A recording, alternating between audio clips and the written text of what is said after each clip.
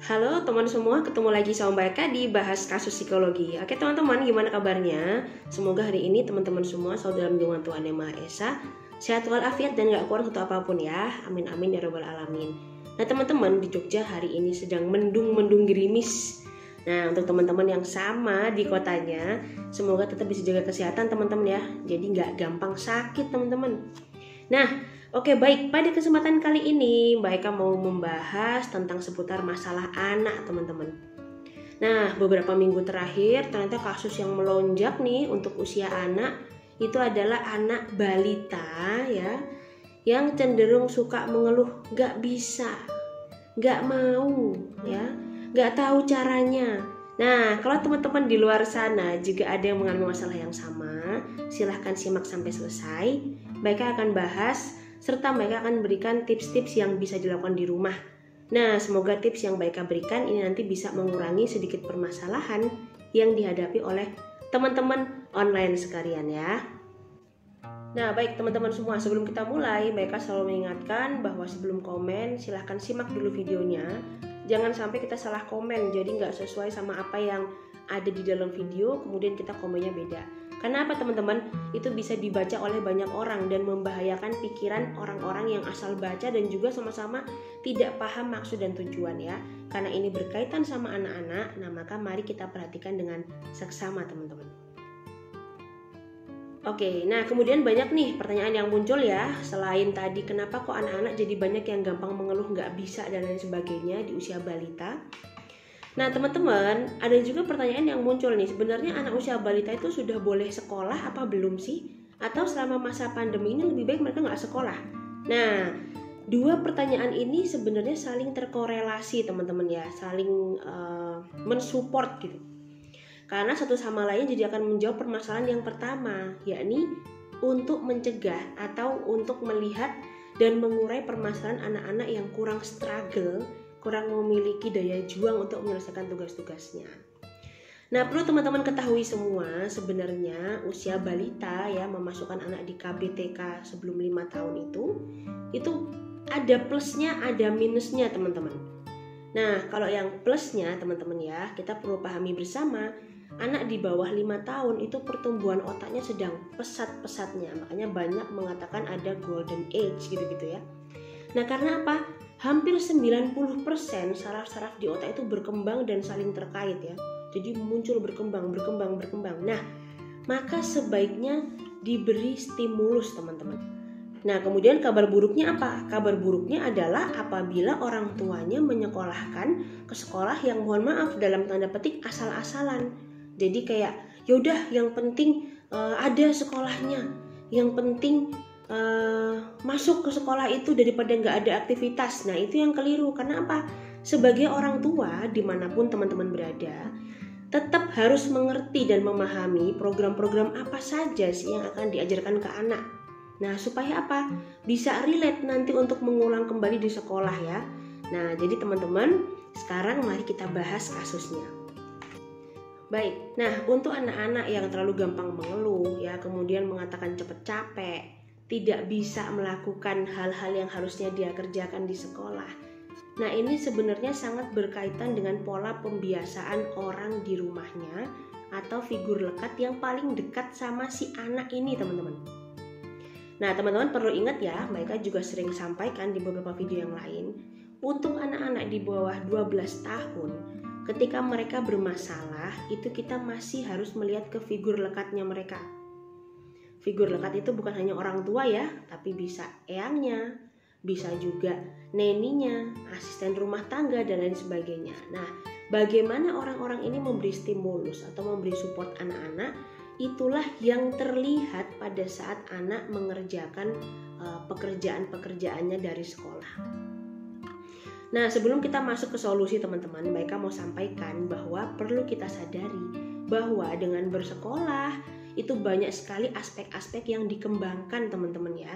Yang pertama itu dari aspek emosionalnya teman-teman.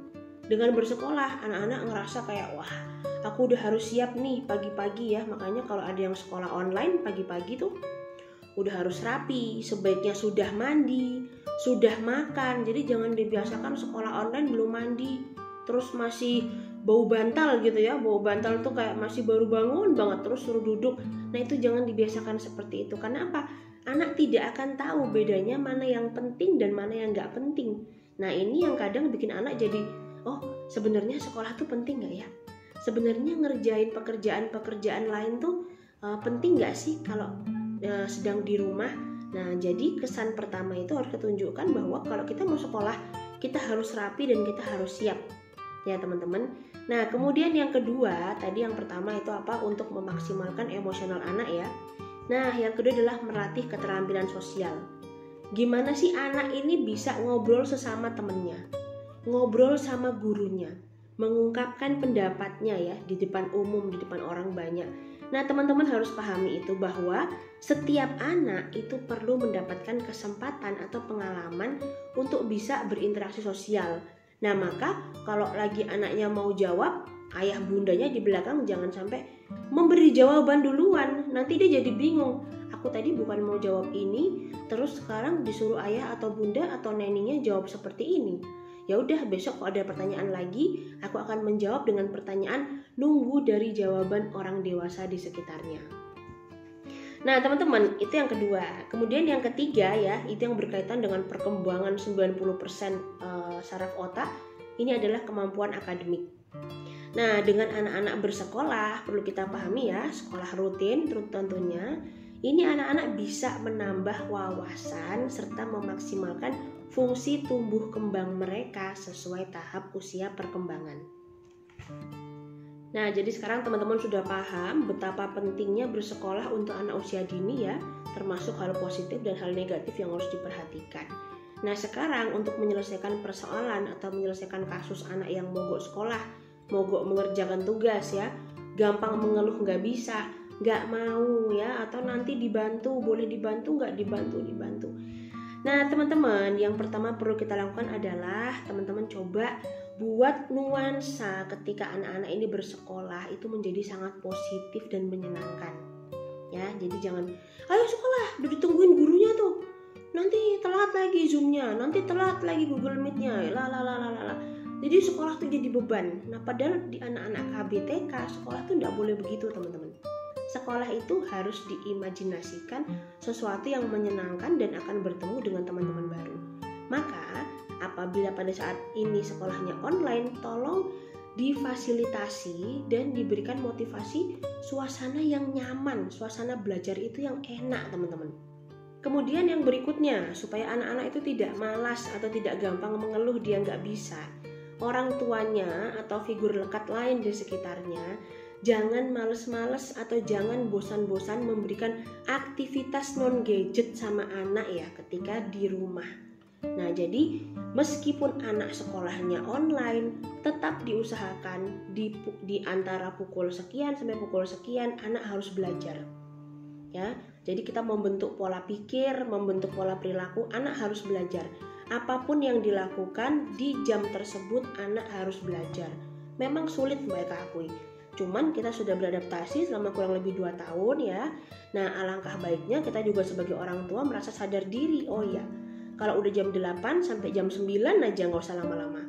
Atau kalau nggak jam 8 sampai jam 8.45 aja, anak-anak udah harus sekolah. Sekolah dalam artian boleh ada gurunya, boleh tidak ada gurunya. Kalau tidak ada gurunya, orang tuanya saja yang menyiapkan worksheet untuk dia kerjakan. Nah hal-hal sederhana seperti itu nanti lama-lama bisa mengurangi atau mengurai permasalahan anak yang malas untuk mengerjakan tugas atau gampang menyerah, daya juangnya nggak ada. Nah, maka mereka sampaikan di awal, semua permasalahan anak-anak di bawah 12 tahun itu sebenarnya tergantung dari figur lekat di sekitarnya. Nanti setelah mereka melewati usia SD ya, itu baru banyak pengaruh dari lingkungan sosial. Nah maka kalau ada permasalahan di dalam lingkungan keluarga atau lingkungan anak, kita lihat dulu nih, kalau anaknya masih kecil, berarti yang harus sadar diri untuk merubah mindset itu adalah kita-kita ini sebagai orang dewasa yang ada di sekitarnya. Oke, kemudian saran yang terakhir dari Mbak Eka untuk menghadapi anak-anak yang cenderung gampang mengeluh, tidak mau mengerjakan soal dan lain sebagainya. Nah ini ayah bundanya perlu lebih kreatif ya. Lebih kreatif itu bukan berarti harus membeli barang-barang mahal untuk bisa permainan anak? Tidak. Nah, sekarang kalau emang pusing nih atau bosan di jam yang sama anak-anak belajar atau sekolah, ayah bunda silahkan lakukan aktivitas yang bermanfaat di jam 8 sampai jam 9. Nah, ayah bunda bisa membuat semacam kayak tugas harian untuk sekolah kakak atau tugas harian untuk sekolah adik. Dilakukan di antara jam 8 sampai jam 9. Misalnya seperti itu ya. Nah, apa tugasnya? Kalau dia nggak belajar, nah silahkan minta dia membantu untuk menjemur pakaian misalnya. Atau minta dia membantu untuk mencuci sayur mayur.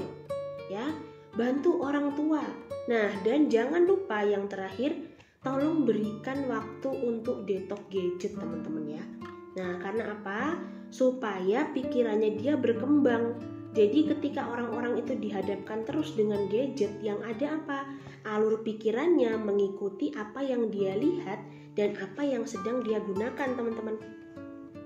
Nah, ketika nggak ada gadget, barulah di situ si anak akan dituntut untuk memaksimalkan kinerja fungsi otak dan segala kreativitasnya itu akan keluar. Nah, pada saat kreativitasnya keluar, jangan dimarahin, tapi difasilitasin. Kalau nggak sesuai dengan harapan kita, coba diarahkan kepada sesuatu yang lebih aman. Misalnya anak bermain pisau, bermain gunting untuk potong-potong dan lain sebagainya ya. Boleh dilakukan asal dengan pendampingan.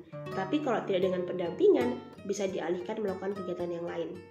Nah, begitu teman-teman kira-kira. Jadi poin yang ingin mereka sampaikan adalah sebenarnya anak-anak yang malas untuk mengerjakan tugas, gampang menyerah ya, kemudian tidak mau berjuang, itu karena kurang ada ketahanan dan konsistensi yang dilakukan di dalam rumah untuk membantu mereka membiasakan diri menyelesaikan tugas-tugasnya.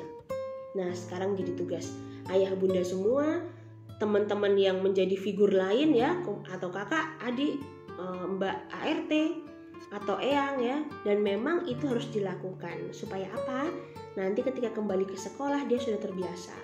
Nah, kita perlu pahami bahwa di sekolah pembelajarannya banyak teman-teman. Nah, jadi jangan sampai masalah dari usia di bawah 5 tahun ini menjadi penyebab masalah yang lebih besar ketika nanti mereka naik ke jenjang sekolah yang berikutnya. Baik, saya yakin teman-teman semua bisa melakukan kok. Jadi nggak usah khawatir, yang jelas harus konsisten ya teman-teman.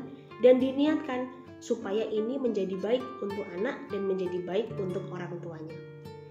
Oke teman-teman semua, terima kasih banyak yang sudah nyimak sampai selesai. Baiknya titip salam untuk orang-orang tercinta di sekitar teman-teman semua. Dan sampai ketemu lagi pada konten-konten yang lain ya. Dadah.